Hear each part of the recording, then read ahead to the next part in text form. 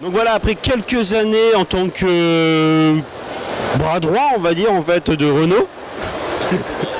C'est beaucoup bras droit. Donc bon, tu es passé sur ta propre série. Alors on va commencer doucement. Est-ce que tu peux justement nous faire un petit synopsis d'Everdark? Ok, en fait Everdark c'est l'histoire de Nier, un jeune garçon qui lutte contre le royaume de Solaris. Solaris utilise l'énergie des veilleurs. Les veilleurs en fait sont une sorte d'ancienne divinité pétrifiée dans le décor. Et Nier juge que cette énergie est corruptrice et destructrice. Donc voilà, dans le premier tome, il sabote un des chaudrons de l'Institut qui est le dispositif qui permet d'extraire l'énergie des veilleurs pour l'utiliser en tant qu'énergie pure quoi, pour des prototypes ou des armes. Voilà. D'accord. Et t'es parti chercher où ton inspiration? Ça t'est venu comme ça ou t'as pris des références à droite à gauche? Bah moi j'ai des références de partout. Après il faut savoir qu'Everdark à la base j'ai pris beaucoup d'éléments d'une série que j'avais de base qui était plus Dark Fantasy et CNN. Mais en tant que première œuvre j'ai préféré viser un plus grand public. Donc j'avais déjà tous les éléments en place en fait, donc ça allait assez vite. Après au niveau des influences, après pour les combats Dragon Ball c'est la base j'ai envie de dire. Après on voit mon perso, il y a beaucoup de gens qui m'ont dit Strider et Ryu pour l'écharpe et c'est vrai que j'ai fait ah ouais mais moi c'était plutôt Shinobi du coup. La coupe de cheveux bien sûr il y a un peu de Vegeta, après je suis fan de Gonagai, Akira Fudo, Brun Ténébreux, j'avais bien aimé. Après qui dit grosse épée on pense de suite à Guts, Cloud avec sa Buster Sword. Mais après, en manga de cœur, oui, moi il y a Berserk, tout ce que fait Leiji Matsumoto, Galaxy Express, je suis vraiment un grand fan. Après, en plus moderne, bien sûr, j'ai testé Naruto, mais je suis pas allé plus loin que l'Arc Madara. My Hero Academia j'aime bien, c'est frais, et j'aime bien aussi les comics, donc c'est sympa aussi de voir un petit mix, fait par un japonais surtout. Et One Punch Man, j'aime bien le délire, j'ai découvert ça parce que vu que je taffe beaucoup, j'ai un peu de mal à me mettre à jour. Mais après c'est vrai que je découvre petit peu par petit peu et non et ça va, il y a quand même des œuvres de qualité et j'en suis content quoi. Et pas un mot sur Dreamland, quand même c'est très très fort. Ah, mais ça c'est évident parce que en étant assistant dessus, j'ai beaucoup appris on va dire sur le storyboard. Mais après dès le premier tome, il y a une petite dédicace à Dreamland. Donc bien sûr, on verra si les lecteurs la trouvent, mais c'est sur une case, oui il y a une petite référence à une petite scène de Dreamland. Ok, et justement, le fait d'avoir travaillé avec Renault, de voir le succès de Renault sur Dreamland, est-ce que ça te met un petit peu la pression dans la mesure où il y a une vraie filiation en tant que vous êtes la même famille, vous êtes cousins, vous vous voyez quasiment tous les jours. Est-ce que ça te met un petit coup de stress de pouvoir éventuellement être comparé à ton cousin? La comparaison se fera d'office et moi j'ai aucun souci avec ça parce que bon déjà on a le même nom. Et il y a beaucoup de lecteurs, ils pensaient en fait que oui, quand je lançais ma première œuvre, ils pensaient que ce serait un spin-off de Dreamland et tout. Ils s'attendaient pas en fait à ce que ce soit un univers totalement différent et tout. Et moi je leur ai fait, ouais les mecs, c'est sûr que Dreamland j'aime bien, mais moi ma série je la traîne depuis des années. J'avais envie que ça se concrétise. Après Dreamland, voilà, c'est vraiment le bébé à Renault, c'est son univers. On a vraiment des styles différents, des univers différents mais voilà, non, moi la comparaison franchement ne me gênera jamais parce que c'est ce que je dis à chaque lecteur. Moi si j'avais pas bossé sur Dreamland, si j'avais pas pris un peu de niveau storyboard et tout, peut-être qu'Everdark ne sortirait pas aujourd'hui ou plus tard, ou il serait alors en dessous du niveau auquel il est aujourd'hui quoi. Ça tombe bien, c'était ma question, c'est parce qu'apparemment ça faisait longtemps que tu faisais mûrir cette idée. Ma question était pourquoi avoir attendu aussi longtemps par rapport à disons, ton choix de carrière avant de le lancer. Tu as plus ou moins déjà répondu. Tu veux peut-être rajouter quelque chose? En fait, le dessin c'est une passion qui m'accompagne depuis tout petit. Donc j'ai pris tout ce qui était durant mon cursus scolaire, tout ce qui était lié à l'art plastique, les arts et tout ça. J'ai eu la chance de tomber sur des bons profs, mais arrivé à la fac, j'ai fait 2 ans d'anglais, 2 ans d'art plastique et je me tâtais, voilà, qu'est-ce que je fais? Beaux-Arts, Émile Cole, les Gobelins, des écoles, voilà, certaines grandes écoles. J'hésitais entre l'illustration et la bande dessinée. Après j'essayais un petit peu de faire des petits storyboards, mais je me rendais vite compte que la narration sur peu de pages en fait, c'est genre format franco-belge, j'étais mauvais. Enfin j'arrivais pas à raconter des trucs qui arrivaient à me satisfaire. Moi ça m'amusait pas, je trouvais ça mauvais. Donc c'est à ce moment-là que Renault m'a demandé est-ce que ça t'intéresserait de travailler sur Dreamland. Et voilà, c'est la famille et moi je me suis dit c'est l'occasion parfaite d'apprendre comment ça se passe en milieu pro et d'apprendre beaucoup de choses parce que Renault en storyboard il est bien meilleur que moi. Donc j'ai dit oui et c'est quand j'ai travaillé avec Renault que le déclic s'est fait. Moi je veux me lancer dans ce format de 200 pages et même des fois au grand dam de mon éditeur 200 pages c'est pas assez, à chaque fois je suis charrette à chaque fois à la fin des 200 pages, je voudrais en mettre plus mais après voilà, c'est aussi une rigueur qu'on doit apprendre. On a 200 pages, dans le storyboard il faut se démerder pour que ça rentre dans 200 pages Mais voilà, mais sinon choix de carrière, ouais, le déclic pour faire vraiment ce format de 200 pages, le format manga, c'était durant, on va dire, mes années d'assistance sur Dreamland. Donc, voilà. Ok, et oui, alors en fait t'es même allé, t'as poussé le concept un peu comme Renaud, t'as même choisi le sens de lecture japonais. C'est pareil, c'est un choix esthétique, c'est parce que tu as été nourri par ça ou pour toute autre chose? Ben, en fait, on m'avait demandé, moi ça m'était égal, sens français ou japonais. Moi je dis, je suis en France, c'est en sens de lecture français, il n'y a aucun problème avec ça. Mais c'était plus une volonté de Pika de le faire dans le sens japonais, pas de la mienne. Moi ça m'était égal, honnêtement. Du moment que l'histoire était lisible, que ce soit dans les deux sens, il n'y a pas de souci. Après je peux comprendre que c'est vrai, on emprunte ce format de 200 pages, vraiment au niveau du format, on est comme les japonais, c'est ce format-là. Donc peut-être que les lecteurs, prendre un manga et le lire dans un sens, on va dire français, c'est pas naturel pour eux, ils auraient trouvé ça bizarre, j'en sais rien, j'avoue. C'était plus une demande de Pika, mais moi j'avais aucun problème pour les deux formats, quoi. C'est peut-être flatteur, ils anticipent peut-être un succès et un export. Hein. Ouh là là, c'est gentil d'y penser, mais il reste déjà tout à faire. Là, il y a une première étape de franchie. J'ai signé 5 tomes chez Pika quoi qu'il arrive. Mais je vais pas cacher que ma série, j'ai créé mon histoire pour qu'elle fasse plus de 5 tomes. Mais voilà, déjà, j'ai 5 tomes pour un premier arc, pour convaincre. Il y a tout à faire pour prouver au lecteur que la série a du potentiel. J'espère y arriver. J'apprends tous les jours, mais voilà, je vais donner le maximum déjà pour trouver un lectorat en France. Après, si Pika décide d'exporter, de vendre la licence à l'international ou de faire des choses à l'international, moi j'en serais ravi, mais à ce jour, c'est pas ma priorité pour moi. Il y a vraiment tout à faire en France, quoi, encore. Ok, donc tu as déjà 5 tomes, mais tu envisages plus, donc tu as déjà ton scénario, tu as déjà fait ta fin aussi. Voilà. Et est-ce que ça t'a aidé dans ta conception justement d'avoir déjà tous les éléments scénaristiques avant de passer au dessin? Ah bien sûr, oui, ça aide. Après, vous pouvez poser la question à n'importe quel auteur de BD, je pense. Après, bon, je vais parler pour moi, je vais pas faire de généralité. Mais moi, mes storyboards, je les recommence plusieurs fois, voilà, pour que ça tourne le mieux possible.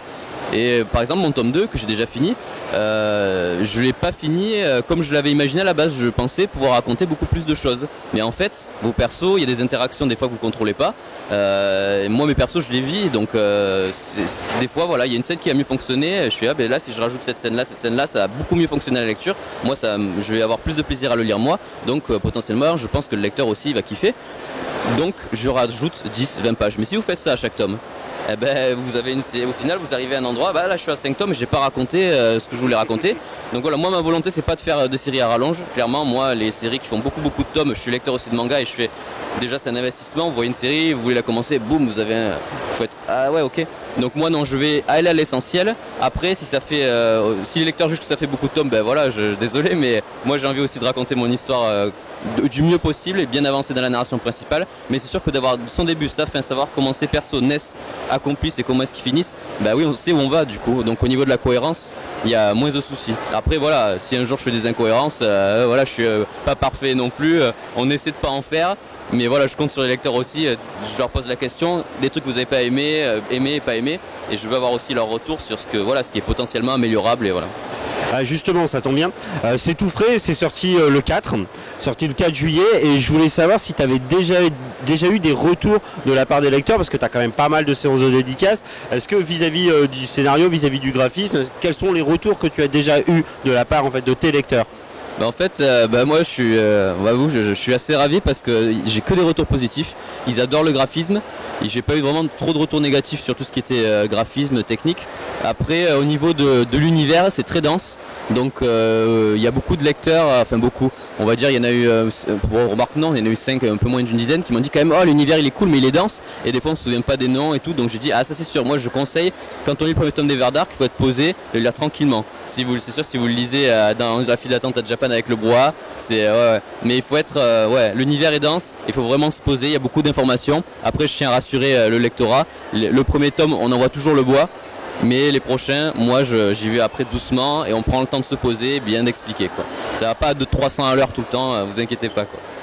Est-ce que, comme avec Dreamland, est-ce que tu bosses avec Salim? Est-ce que Salim te file un coup de main au niveau des pages couleurs, au niveau en fait de la couverture, ou est-ce que même ça tu le fais aussi tout seul? En fait je suis tout seul, je suis vraiment tout seul pour storyboard, les pages, le tramage, non je suis tout seul. Il y a juste pour les couleurs, c'est une amie qui s'appelle Lena Sayafoum qui fait Emma et Capucine chez Dargo, c'est de la franco-belge, qui me fait la couleur pour la couverture et les 8 pages, le feuillet de 8 pages couleurs. Voilà, donc on m'aide juste pour ça. Il y a aussi Noémie Chevalier qui m'a fait la titraille, le logo. Mais sinon, pour tout le reste, je suis tout seul.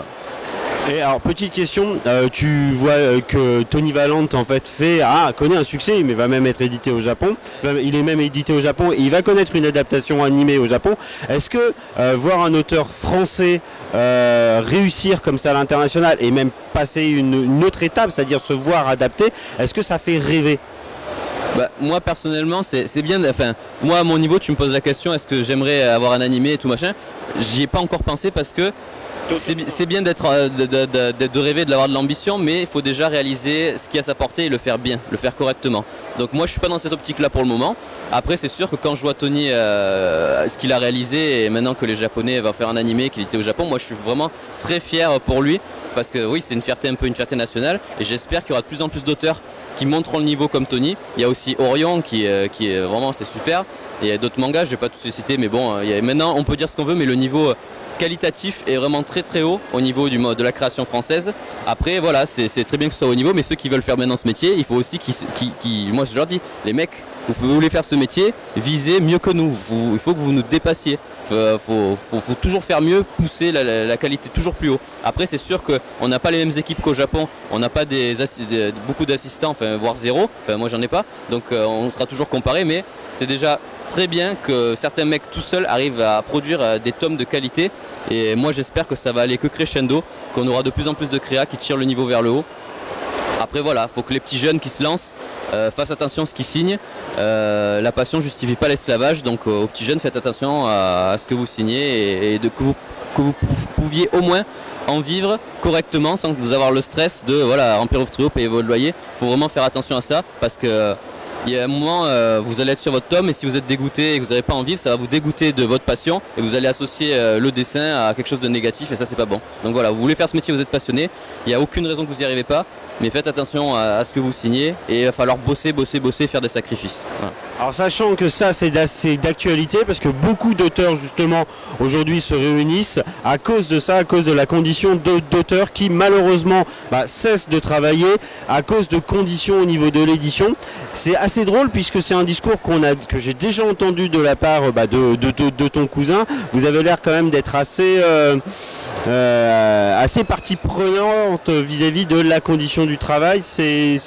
Je veux dire c'est normal parce que si on va dire les auteurs, les créateurs n'arrivent pas à en vivre, sont maltraités, il y en aura de moins en moins qui voudront faire ce métier, et quand il n'y a pas de créateurs, il n'y a pas d'éditeurs, enfin je veux dire on est des partenaires, donc après c'est vrai que le statut d'auteur c'est vraiment en France on rentre dans aucune case, c'est vraiment un statut bâtard, et il faut vraiment que le gouvernement, je sais que le président a prévu de faire quelque chose à ce niveau-là, mais il faut vraiment que ça avance parce que le fait de rentrer dans aucune case, je sais que c'est tabou de parler d'argent en France, mais vous pouvez pas, vous êtes auteur de BD, vous pouvez pas emprunter, vous devez payer tout comptant, et quand vous avez une famille, que vous voulez acheter un petit truc que les banques vous prêtent pas, comment est-ce que vous voulez envisager l'avenir quoi? Il y a un moment, non, faut que les choses changent, il faut se mobiliser pour ça. D'ailleurs il y a Samantha Bailey qui fait des choses extraordinaires, je lui rends hommage, et il faut vraiment la soutenir sur ça, il faut qu'on soit solidaire en tout cas pour la cause quoi.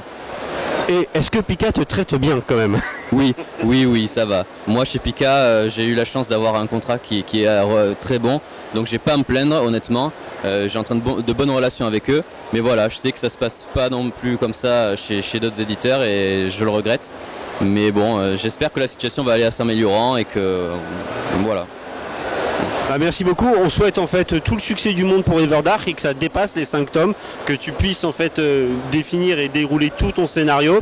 Le graphisme en tout cas est quand même plutôt chiadé, quand même plutôt sympa à premier. Donc on espère que ça va continuer, et on espère que tu vas rouler entre guillemets sur le même chemin en fait que ton cousin. Merci beaucoup, et puis bonne Japan Expo. Merci à tous, merci à vous de m'avoir interviewé. Merci.